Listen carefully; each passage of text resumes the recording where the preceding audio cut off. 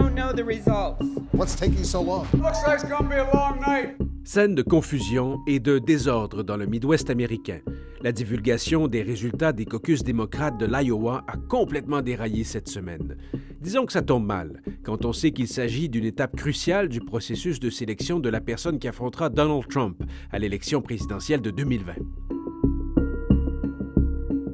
Jeff, j'ai tout entendu. Chaos, fiasco, catastrophe. Veux-tu bien me dire ce qui est arrivé en Iowa cette semaine? Toutes ces choses. Oui, à peu près. Hein? Donc, le Parti démocrate a décidé d'utiliser une application pour ses caucus cette année, une nouvelle application d'une compagnie qui s'appelle Shadow Inc.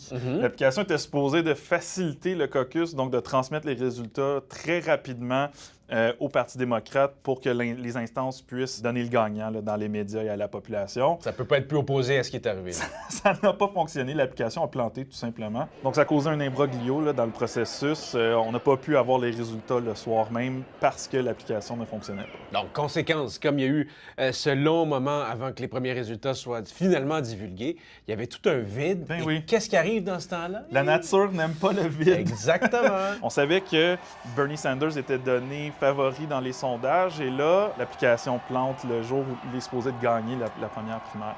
Il y a eu toutes sortes de théories comme quoi c'était orchestré par le Parti démocrate pour miner la candidature de Bernie Sanders. Ce qui n'a pas aidé, c'est que son rival Pete Buttigieg a déclaré victoire, même si on n'avait pas de résultat. Il est allé faire une conférence de presse pour dire qu'il avait gagné.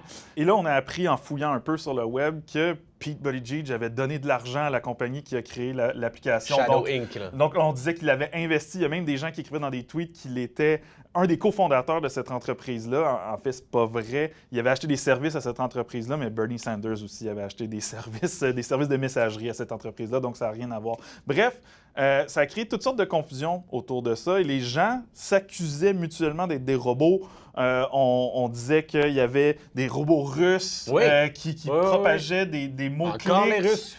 Finalement, le chercheur Ben Nemo de Graphica a regardé ces mots-clics-là. Il n'y a aucune indication d'activité de robots ou de quoi que ce soit. Finalement, Jeff, tout ça nous démontre encore une fois que politique et technologie ne font pas toujours bon ménage. Hein? Mais non, et cette application-là, c'était supposé d'être la réponse du Parti démocrate à la puissance de Donald Trump en ce qui a trait à l'utilisation de la technologie pour gagner des élections. Et c'est un échec total.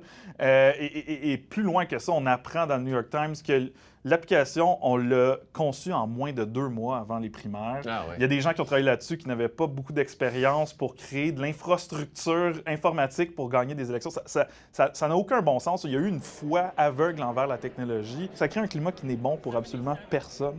Ça a miné la crédibilité au Parti démocrate, mais aussi envers le processus démocratique au complet aux États-Unis. Ce qui est ironique là-dedans, c'est qu'il y avait toutes sortes d'inquiétudes que les Russes pourraient potentiellement pirater le processus des caucus dans le Parti démocrate. Non, c'est une application développée pour le Parti démocrate qui est en cause. Ouais, c'est prometteur pour la suite. Hein? Les caucus et les primaires, c'est le début du cycle. On verra quels correctifs seront apportés.